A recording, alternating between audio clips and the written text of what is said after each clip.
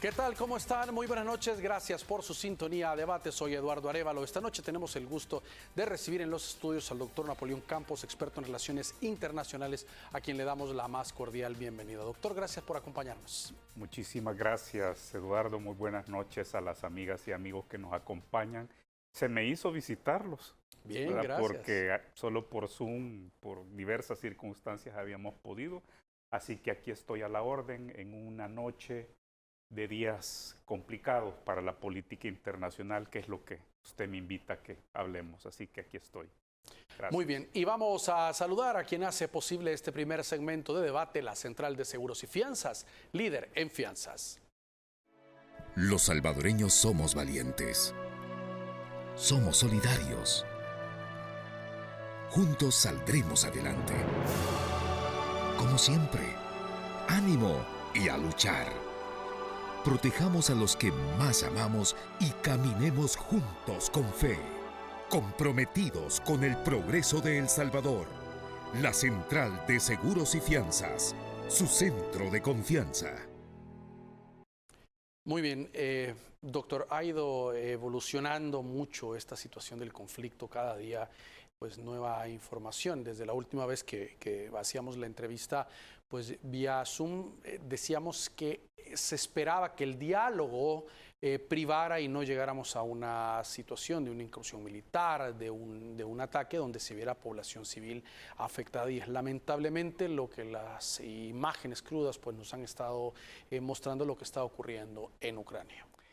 Sí, Eduardo, por eso también mi corbata de esta noche, ¿verdad? Honrando con este luto la memoria de cientos, ¿verdad? Sobre todo de las víctimas inocentes, fallecidos, heridos.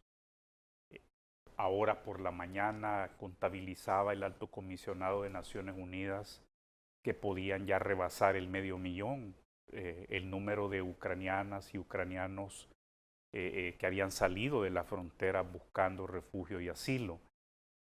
Entonces, pero han sido días intensos que frente a la claramente cobarde agresión armada de Vladimir Putin contra Ucrania, creo que quedó retratado, Eduardo, lo que dijo el viernes el presidente francés cuando dijo, ya con este tipo no hay confianza, no podemos creer, porque me hizo ir a visitarlo a Moscú. Me dijo que había un chance para la diplomacia, un chance para el diálogo, y ya tenía todo preparado para invadir. El tema es que en estos momentos, en el campo de batalla, ha primado esta resistencia heroica que hemos visto, mujeres empuñando mujeres ucranianas empujando los fusiles. Hemos visto a un presidente que está allí en las trincheras y al mismo tiempo dirigiendo una muy interesante estrategia internacional, pero vemos al mismo tiempo, Eduardo, y me permito yo decírselo con absoluta calificación, que no habíamos atestiguado desde la Segunda Guerra Mundial una reacción del mundo democrático ante este desafío que va más allá. Es decir, claro, por supuesto, se está jugando en las trincheras de Ucrania la libertad de este pueblo, pero también se están jugando los principios y valores democráticos. De allí que cuando eran las 0 horas de hoy lunes en Moscú, Eduardo, comenzaron a aplicarse medidas durísimas, no vistas hasta ahora, sanciones financieras, bancarias, fuera del sistema bancario, Rusia absolutamente bloqueada del sistema de transferencia de pagos, que usted está en Mongolia, yo estoy en Sudáfrica y nos enviamos 5,000, 3,000 dólares, ¿verdad? Yo le estoy pagando a usted sus servicios profesionales. Eso que le llamamos SWIFT, totalmente bloqueado para... Y quiero comentarle que me escribía hoy al mediodía un amigo que tiene, salvadoreño, que tiene a su hijo becado en Rusia, en Moscú, y ahora que es 28 de febrero, le tocaba retirar el monto de su beca y ya no lo pudo retirar porque no hay acceso. Vladimir Putin, yo creo que está actuando como un tirano. Y ya no nos podemos guardar otro calificativo. Ha llegado, usted lo sabe, los noticieros de Telecorporación Salvadoreña lo han informado con abundancia. Ha llegado Vladimir Putin hasta decir, bueno, he activado mi primer nivel de alerta nuclear. Entonces, el mundo dice, bueno, ¿qué hay detrás de este tipo? ¿Verdad? Cordura, no. Conocimiento en la política internacional tampoco. Se siente aislado, se siente acorralado. Y yo creo, Eduardo, que no, lamentablemente Ucrania, Rusia nos está sirviendo de un laboratorio vivo, crudo, dramático, sangriento al resto del mundo para ver hasta dónde un tirano es capaz de perpetuarse en el poder, todo lo que es capaz de perpetuarse en el poder. De allí que por adelantado se lo lanzo para luego entrar ahorita en materia, pero mientras Ucrania está apelando, Eduardo, a la diplomacia, incluso al derecho internacional en su más amplio espectro, ha demandado a Rusia ante la Corte Internacional de Justicia en La Haya, la misma que juzgó Golfo de Fonseca y las diferencias limítrofes entre El Salvador y Honduras tras nuestra guerra del 69, pues en esa misma corte Ucrania llega y presenta un recurso. Putin dice, bueno, Suecia y Finlandia se quieren unir a la OTAN y le quiero decir una cosa con absoluta precisión en este momento. Si Ucrania se hubiese afiliado a la OTAN, en estos momentos no tuviéramos esta guerra, este conflicto, porque le iba a ser imposible a Rusia, a Vladimir Putin, invadir Ucrania, por ser parte del arco de seguridad transatlántica Europa-Norteamérica. Ahora, hay algunos que dicen en análisis internacionales, no es una guerra. Otros dicen, es una invasión o una incursión militar a un país extranjero, una ocupación. ¿Qué es lo que estamos viendo? Una ocupación, una invasión. Es más, yo pensaba que para jueves, se lo digo con toda honestidad, pensé cuando vi las imágenes de los primeros ataques militares de Rusia, pensé que iban a ser quirúrgicos, ¿verdad? Dado el enorme potencial. El problema es que este señor Putin es un tirano, es un demente, sentado sobre un arsenal, el segundo, ellos dicen que incluso el primero, ¿verdad? Que no es Estados Unidos, sino que es la Rusia, el primer arsenal militar del mundo, del planeta. Ese es el gran problema, ¿verdad? Entonces, yo creo que este señor, habiendo desafiado al mundo de esta manera, pasó de esos ataques quirúrgicos a fuerzas invasoras. Y allí, pues lo que decíamos al principio, Eduardo, nos llevamos con la sorpresa de que no era de ir a arrasar, ¿verdad? No era de una rendición. De hecho, hay que decirlo para quienes se han perdido esta volatilidad, este vertiginoso proceso de hechos tras otro. Hoy por la mañana se sentó una mesa que dice que se va a volver a sentar mañana en una población limítrofe entre Ucrania y Bielorrusia, y ya hubo pues una primera mesa de diálogo. Francia está jugando un papel importante también. Y también los países que fueron del bloque soviético durante la Guerra Fría, que están hartos de la bota militar. Todo el mundo dice, bueno, ¿y esto cómo va a terminar? Mira, aquí hay varios elementos de realismo político, amigas y amigos, que hay que tener en cuenta. En primer lugar, que la sola instalación de esa mesa, Eduardo, implica un triunfo de las sanciones internacionales. Algunos creen que esto no, pero sí funciona, ¿verdad? Los bancos rusos se declaraban en bancarrota. De hecho, se cerró la bolsa de Moscú. Mientras el rublo, fuera de cotización, estaba desplomándose un 30% frente al dólar de los Estados Unidos. Entonces, era una sacudida tremenda que yo no creo que el pueblo ruso, y si usted vio también, pues, insisto, en los excelentes reportajes de los noticieros de Telecorporación Salvadoreña. No es que todo el pueblo lo apoya, ¿no? No, exacto, a eso iba. Cientos y cientos de ciudadanos que se manifestaban en las calles de Moscú, en las calles de San Petersburgo, hechos presos por la policía. Es decir, mientras Putin aprieta la bota militar contra Ucrania, aprieta la bota policial en las calles de las ciudades principales de Rusia. Ahora, la reacción no solo ha sido económica, hemos visto en el mundo del deporte también lo que ha ocurrido, la UEFA expulsando al Spartak de Moscú, lo que ha pasado con el presidente del Chelsea, muchas reacciones en diferentes ámbitos que no solo es el político y económico. Exactamente. Entonces, y aquí es donde nos preguntamos por qué Rusia abandonó la senda democrática, ¿verdad?, que inició tras la disolución de la Unión Soviética. Duró tan poco, duró 10 años. Y uno se pone a preguntar, que yo me lo pregunto también con el caso de Nicaragua, ¿verdad? Nicaragua pasa de Somoza a los sandinistas y luego 10, 15 años de democracia electoral para caer luego a las garras de Daniel Ortega. Rusia pasa de los zares a los bolcheviques comunistas, 10 años de democracia electoral y caen en manos de Putin, ¿verdad? De hecho, hay Putin nominalmente en la última reforma a la Constitución. Él llegó con los votos soberanos. Eso es indiscutible. Él ganó de manera legítima las elecciones del año 2000.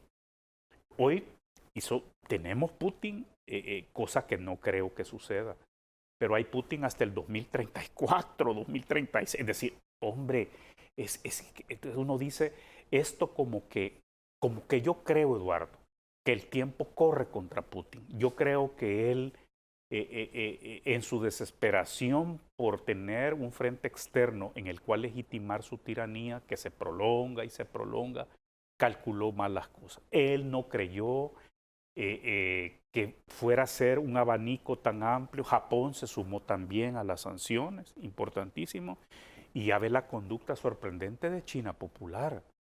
Él esperaba que China en el mismo Consejo de Seguridad votara en contra de la resolución que condenaba la agresión contra Ucrania.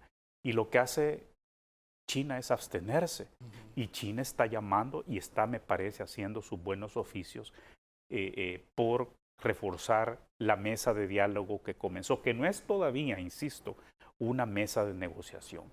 Si todo esto está pasando, Eduardo, entonces me preguntaban amigos y amigas en redes sociales todo este día, Eduardo, ¿por qué El Salvador está actuando como Estado a través de su órgano ejecutivo, a través del presidente de la República, como ha venido actuando hasta ahora, cuando tenemos muchos giros en el hemisferio?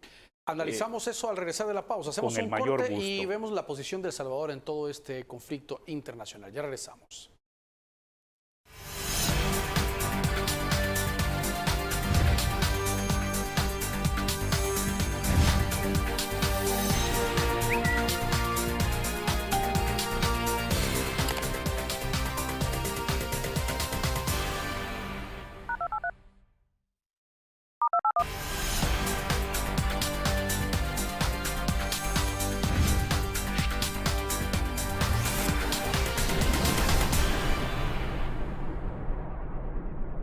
Muy bien, gracias por continuar con nosotros. Doctor, le interrumpí antes del corte, nos estaba diciendo que le han hecho preguntas sobre la posición que debería adoptar El Salvador en este contexto internacional y la posición que ha tomado las autoridades, por lo menos Cancillería, que es quien oficialmente pues, da una postura a través de un mandato de la Presidencia de la República sobre una situación, un conflicto como el que se está viviendo en Ucrania.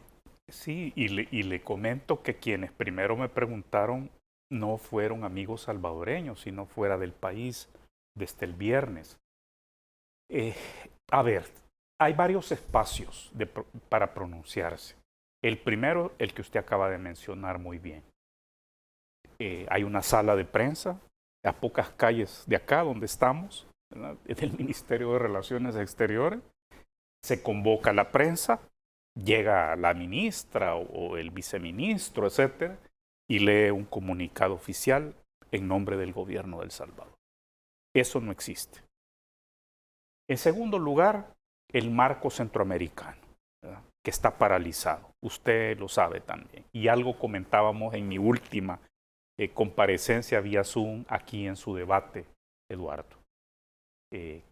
Está paralizado, pero con el llamativo caso del presidente de facto de Nicaragua, Daniel Ortega, que ha dado un espaldarazo completo y él se la estará jugando, ¿verdad?, ya sancionado internacionalmente, y él sabrá a dónde quiere llevar, a qué barranco quiere llevar a Nicaragua, muy de él, ¿verdad?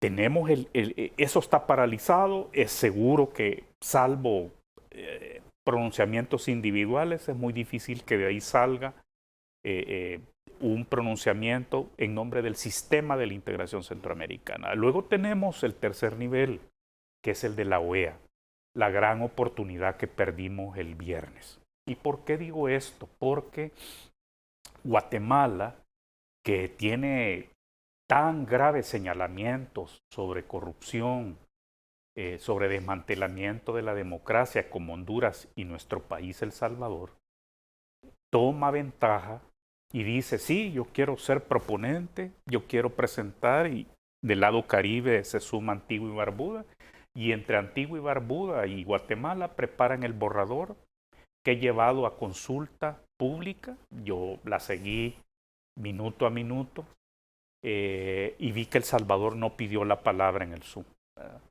Allí sí creo que se comenzó a escribir una página lamentable.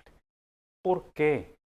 Porque aquí hay muchas razones, razones históricas. Nuestros principales países aliados y nuestros principales bloques de países aliados como la Unión Europea están con una posición clara ante los sucesos en Ucrania, en primer lugar.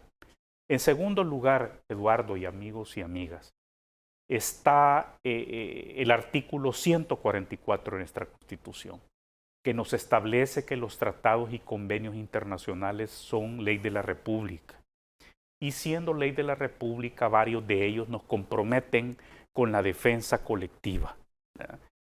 Esa defensa colectiva, que es el artículo 51 de la Carta de Naciones Unidas, que es el artículo 4 del Tratado de Asistencia Recíproca en las Américas, el famoso TIAR, y el artículo 5, nosotros no somos parte de la Organización del Tratado del Atlántico Norte, pero es la misma coherencia, ¿verdad?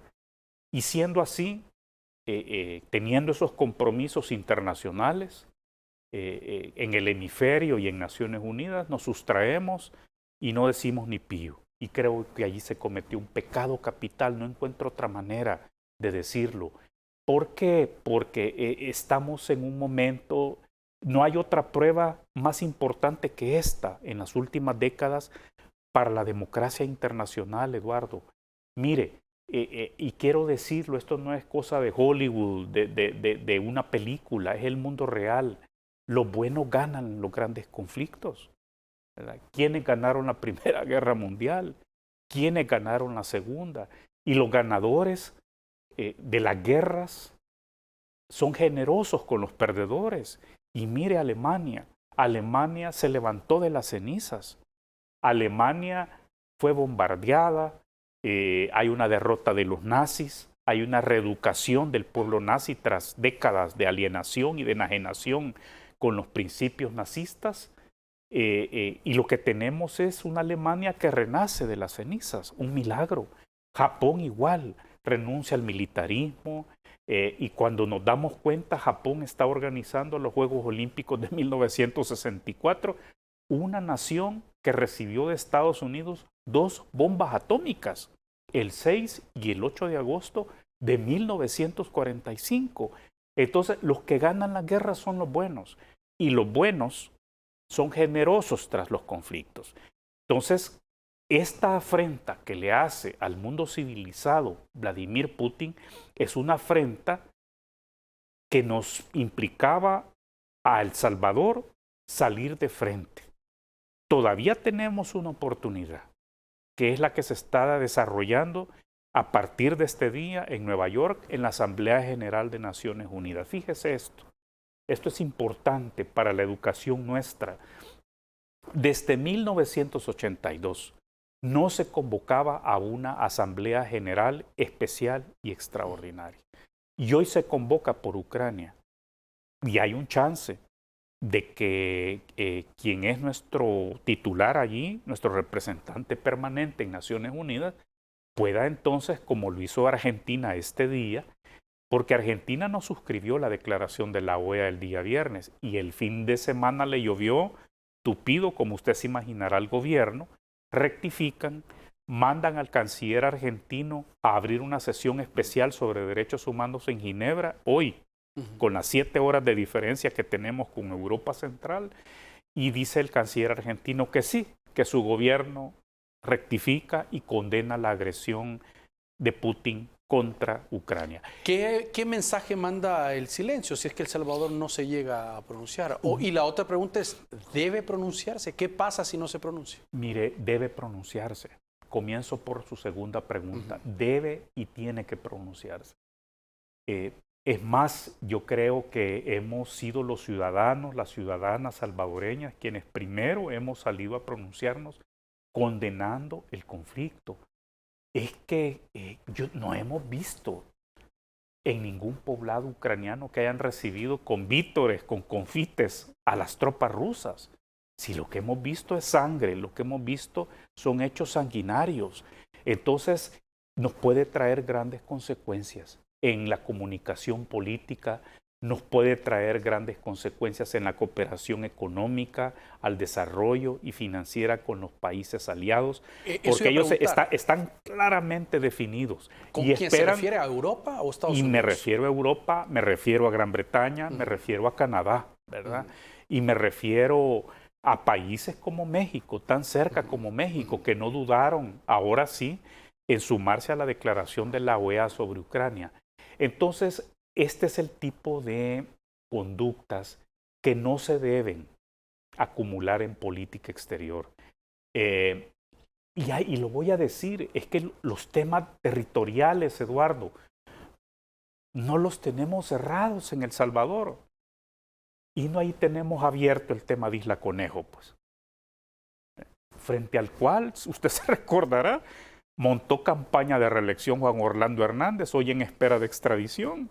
Y llegó, puso un asta, subió la bandera y dijo, Isla Conejo es del Salvador, es de Honduras. Todavía está usurpada, ¿no? Todavía está usurpada. Entonces, nosotros tenemos una herida abierta que este gobierno no la ha enfrentado. Usted se dio cuenta que Juan Orlando Hernández con Daniel Ortega, se recuerda, hace 3 meses, firmó un acuerdo bilateral que nadie le hizo caso, porque sabían que era un entendimiento entre 2 personajes oscuros de este momento de Centroamérica.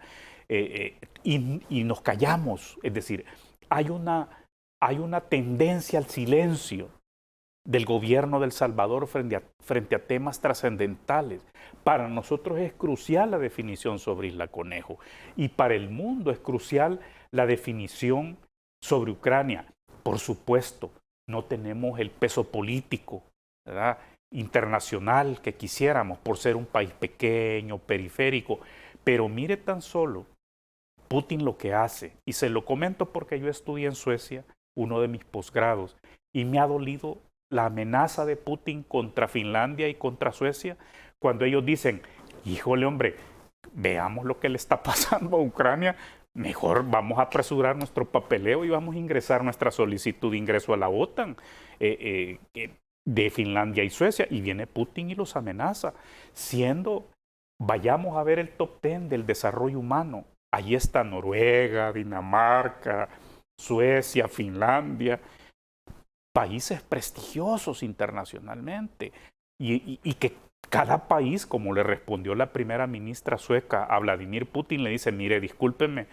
pero Suecia es un país independiente y que va a decidir las mejores condiciones para su seguridad internacional, para su seguridad exterior.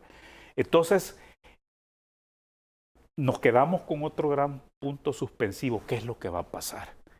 Yo me estoy casi alineando por un grupo de colegas, Eduardo, de que más bien vamos a ver que la pita se va a romper por el lado más débil y esta pita creo yo que es el mismo Vladimir Putin. ¿Por qué? Porque Rusia nunca debió abandonar el sendero democrático, lo digo con absoluta claridad. ¿Termina con una negociación con presión de la que se está generando a nivel internacional? Es que le está doblando el brazo ya a Vladimir Putin. Las sanciones son bárbaras. Rusia no dura. Mire, ayer domingo, en varios foros en los que este servidor está como consultor internacional, discrepan las fuentes en algunos mil, pero son cifras que asustan, ¿verdad? Pero las reservas internacionales de Rusia hasta el viernes, que quedaron congeladas, que quedaron bloqueadas al ser sacada Rusia del sistema SWIFT, eran del orden de 630.000 millones de dólares. Es decir, la mesa no nos alcanza para esos ceros. Entonces es un golpe, claro, es que allí vino el problema también de la Rusia democrática. Cuando Boris Yeltsin abre la economía, pero la abrió mal.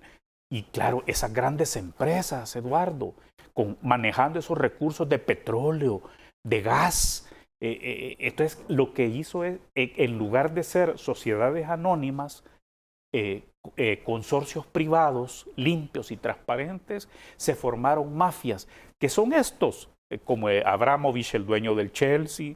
Es decir, se generó un clan de mafias que son los cómplices de esta Rusia, que son los que quisieran que Rusia permaneciera igual, y yo creo que no. Yo creo que va a caer Vladimir Putin más temprano que tarde, o más tarde que temprano, pero es muy difícil que la pita no se reviente por allí antes que pensar que este señor va a apretar, hombre, el botón rojo para iniciar una locura nuclear que sería nefasta. Dios quiera que no.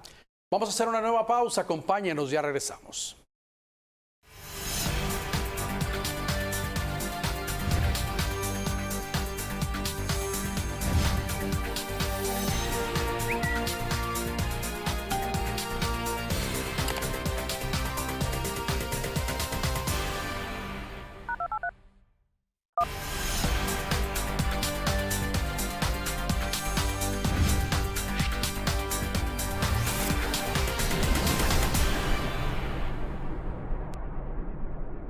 Muy bien, gracias por continuar con nosotros.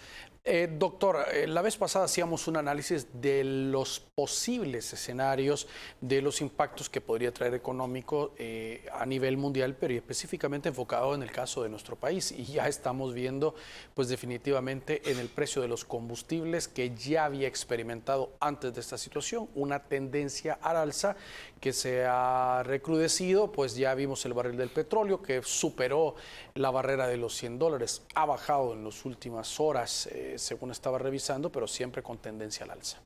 Sí, y ha rebajado por las sanciones internacionales. Correcto. Porque al estar acorralado, arrinconado Vladimir Putin, esto inspira pequeños respiros a la economía global. La economía global se estresa, sufre en la medida en que los conflictos están cada vez más abiertos. También mejoraron todos los indicadores de las bolsas ligeramente al saber que se instalaba esta mesa de diálogo, ¿verdad? Hoy por la mañana, hora nuestra, ya en la tarde, hora de Europa Oriental. De hecho, yo creo que estos giros que estamos observando en la política internacional nos deben de llamar profundamente a la reflexión. Yo quiero llamar a la reflexión a nuestro gobierno. Debe sentar una posición, ¿verdad? Y debe sentar una posición a favor de la diplomacia, a favor de una resolución pronta de esta ocupación de Rusia sobre Ucrania. Creo que tenemos todavía demasiadas frescas nuestras huellas y nuestra memoria por la guerra civil a la cual se abocó la comunidad internacional.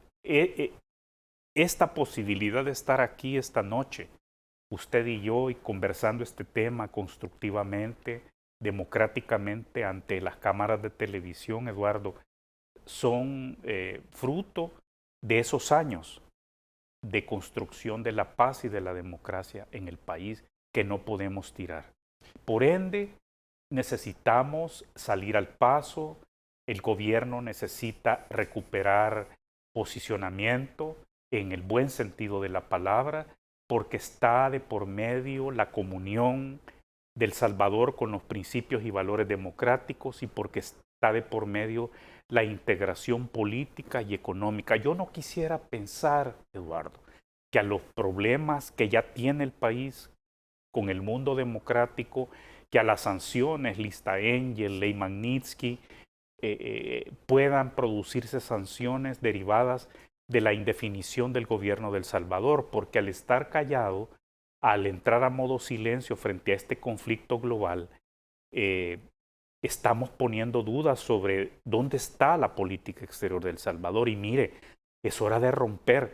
El Papa Francisco, usted también vi en un noticiero de Telecorporación cómo lo mostraron.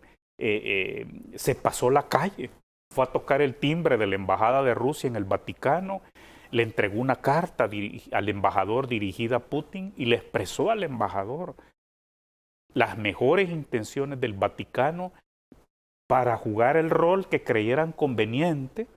Y se recuerda que lo conversamos en mi anterior aparición aquí en su debate, Eduardo, cuando yo recordaba que al Papa Juan Pablo II, tan querido en tierra salvadoreña, le tocó conmemorar los 1000 años de cristianización de Kiev, de Ucrania, cuando no existía Rusia, cuando lo que existía era la Rus de Kiev, y a él le tocó. Y entonces la población ucraniana es fundamentalmente católica y cristiana en un 90%. Entonces el Papa se siente, el Papa Francisco, entonces es un momento, si el Papa se cruzó la calle, rompió protocolos, fue a tocarle el timbre a la embajada rusa, ¿por qué El Salvador no se va a pronunciar claramente? Yo entiendo que El Salvador sigue siendo una democracia. Si seguimos siendo una democracia, estamos comprometidos con la defensa de los principios y valores democráticos a nivel global. ¿Sería todavía afectado el país con los altos precios de los combustibles o se verá una tendencia de seguir una negociación bajando estos precios o seguiremos sintiendo estos impactos? Yo creo que los vamos a sentir toda vez no haya una salida clara por la vía que sea y va a seguir la volatilidad, ¿verdad? Afortunadamente no tenemos nosotros participación en las cadenas de suministros desde ya hacia el escenario de conflicto. Se recuerda que yo le decía que los estimados son que estamos aproximadamente desde Centroamérica a 10.800 kilómetros, ¿verdad? Y yo creo que tras el espiral inflacionario, que tras la subida de los combustibles refinados y el crudo, no creo yo previsible que podamos sufrir otra afectación directa. Es más, yo creería que se puede abrir otra ventana de oportunidad, porque al dejar de ser un socio confiable Rusia y ser igual de importantes, claro, con menos perfil que en China y en Asia, pero creo yo que esto va a llamar también a la deslocalización, a la relocalización de algunas empresas que por qué no pueden venir a El Salvador a instalarse si abandonan Rusia. Inversiones hablo, ¿verdad? Inversiones claro, europeas, claro, inversiones norteamericanas. Es como el gas natural. El gas natural, estaba leyendo, mucho también se importa hacia México, lo cual baja a Centroamérica, pero hay otra posibilidad de explotarlo en otros países que pudieran abastecer los mercados. Exactamente. Entonces, mire, de hecho en estos momentos los países que más dependen del grifo de gas ruso están tratando de sobrellevar. Afortunadamente, mañana es 1 de marzo, la primavera en el hemisferio norte se acerca y baja la demanda energética considerablemente al pasar la parte más cruda del invierno. Hasta eso es favorable este momento, aunque hemos visto los escenarios bélicos de Ucrania bajo la nieve, ¿verdad? Usted ha visto los tanques, todos hemos visto las trincheras en la nieve, en medio de la nieve. Entonces, mire, pensemos en positivo, pero yo quiero pensar en positivo no de manera simplista. Pensemos en positivo de que Ucrania, de que Europa, de que Norteamérica, los países aliados occidentales, le van a doblar primero el brazo a Putin, yo diría atenuando sus amenazas militaristas y forzándolo a que negocie de buena fe, ¿verdad? Eso es un punto clave, ¿verdad?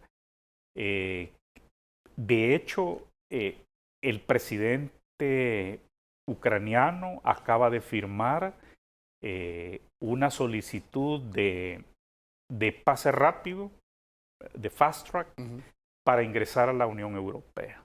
Algo que Ucrania ya venía hablándolo desde hace mucho. Esta es una oportunidad de oro.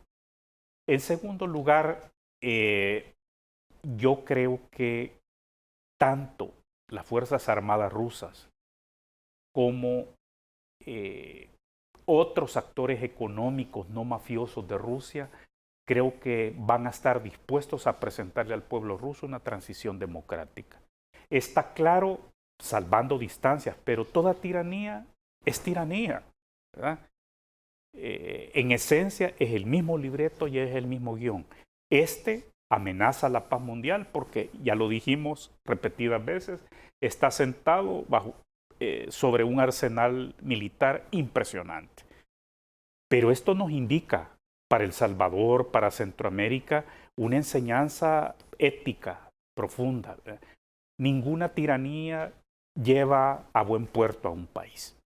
Las democracias sí. Y si las democracias ganaron las grandes guerras anteriores, este conflicto llamado Vladimir Putin, porque no es Rusia, ¿verdad? Y si usted ve, mencionó lo del deporte, ¿verdad? La UEFA saca la final de la Champions de San Petersburgo y la pasa a París. La FIFA amplía cada vez más sus sanciones.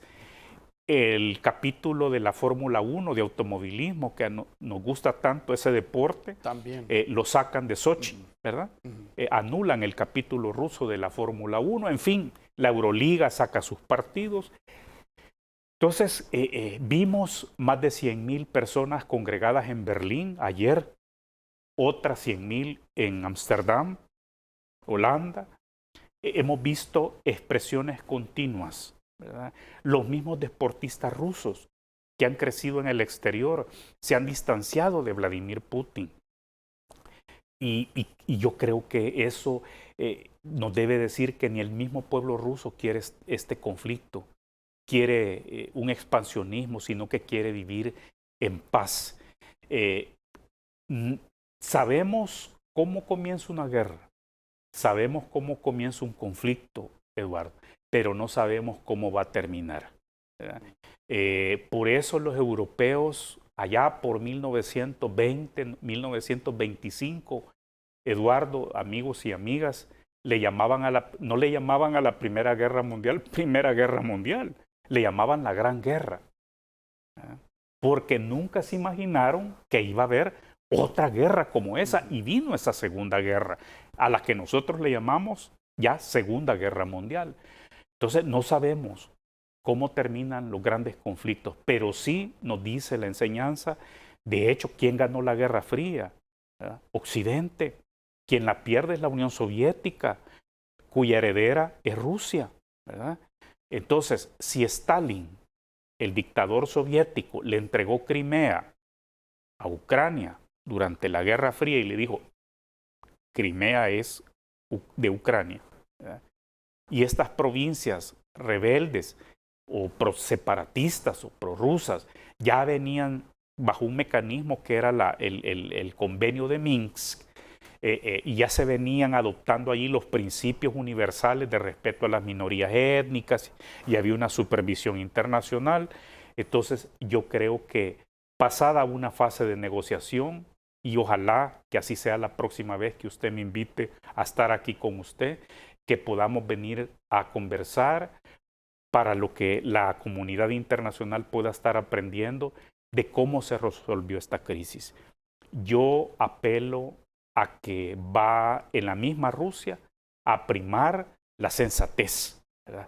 Y que no va a haber oportunidad que este señor demente, tirano, apriete el botón como lo está amenazando. Muy bien, vamos a hacer una nueva pausa y regresamos después del corte.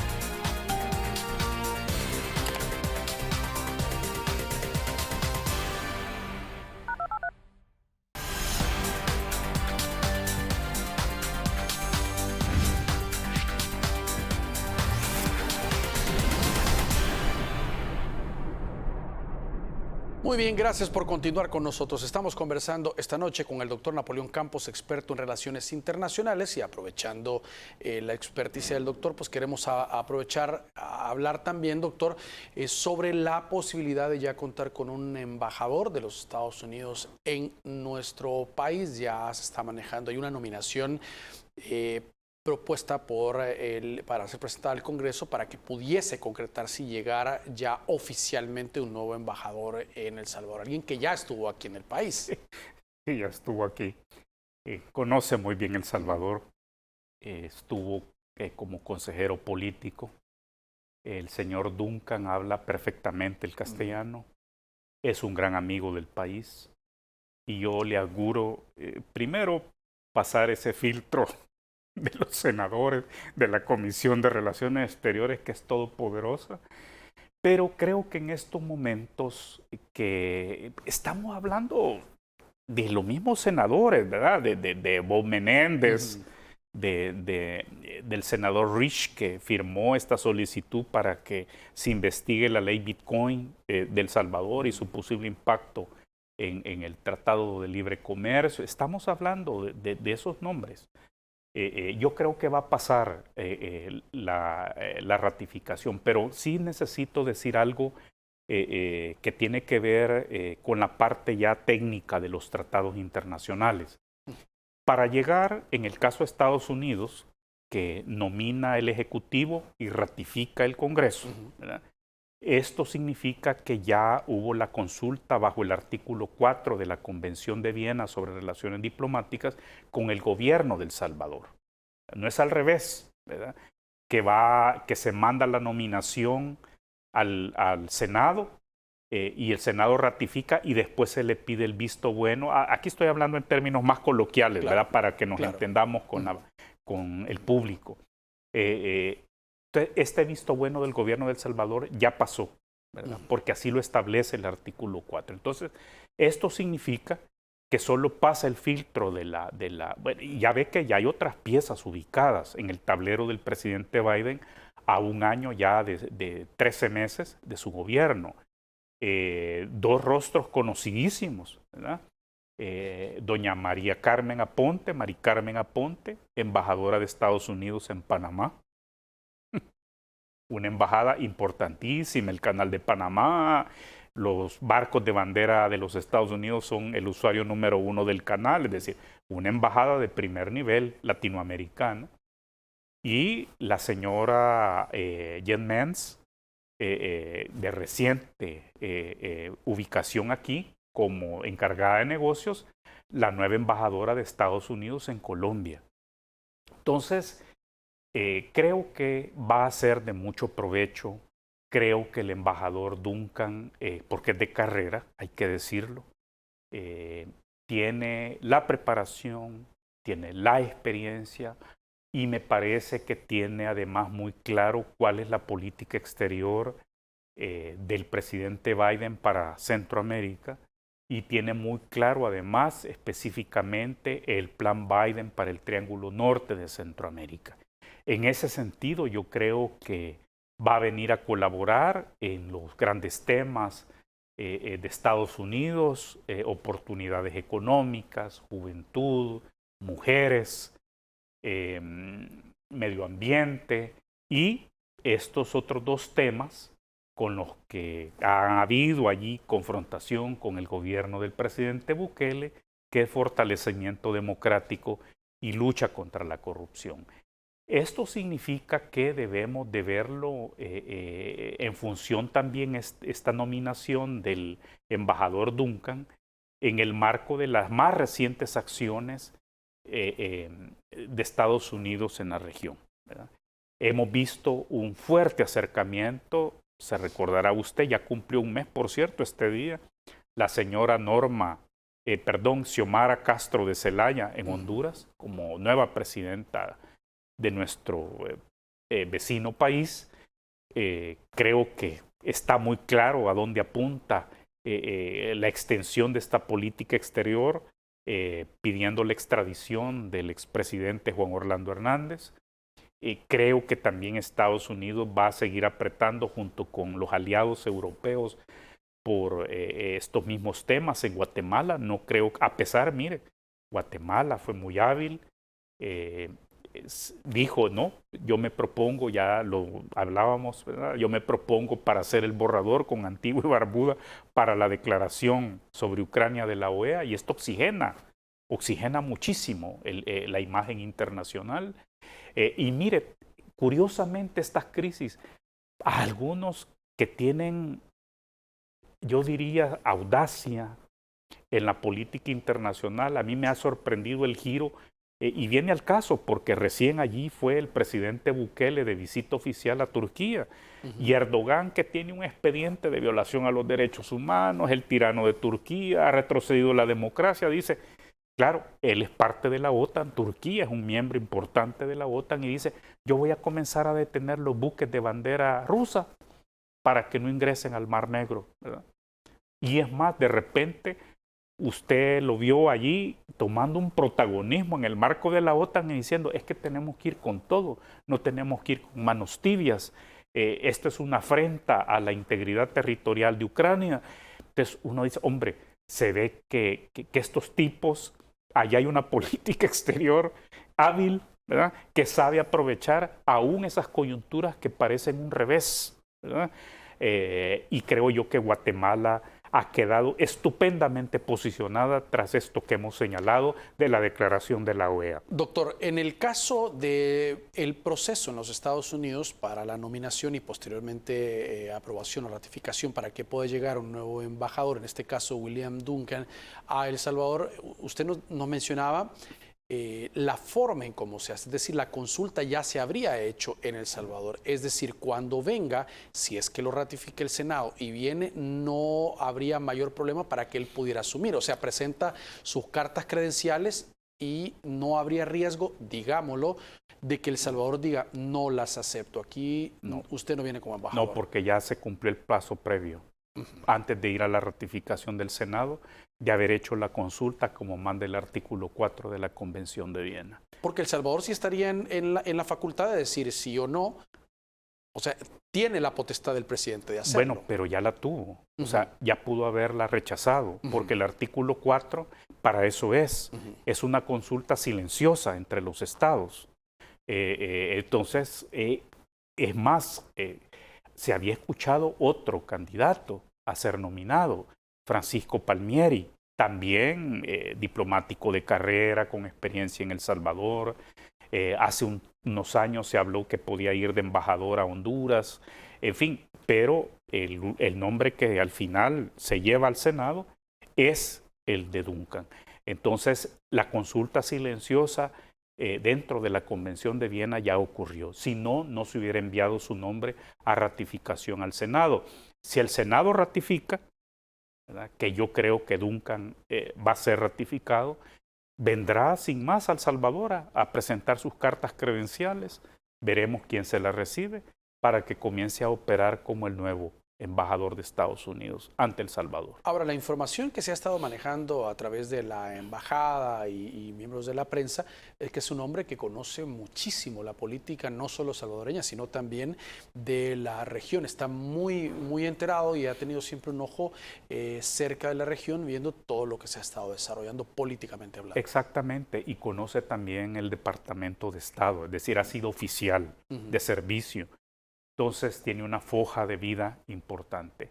Mire, ahora esto de Ucrania, Rusia, pues cambia mucho ¿verdad? Le da un nuevo acento a cada nuevo embajador, ¿verdad?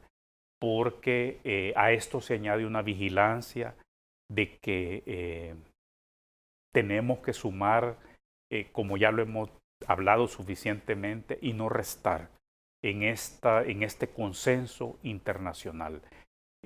Estamos claros de que Duncan, de ser ratificado, también va a venirnos a pedir que en el marco de la amistad histórica, como aliados históricos y estratégicos Estados Unidos y El Salvador, nosotros también obremos en consecuencia. Muy bien. Doctor, gracias por acompañarnos esta noche. Muchas gracias. Feliz noche de lunes a las amigas y amigos que nos acompañaron. Gracias, Eduardo, a la orden.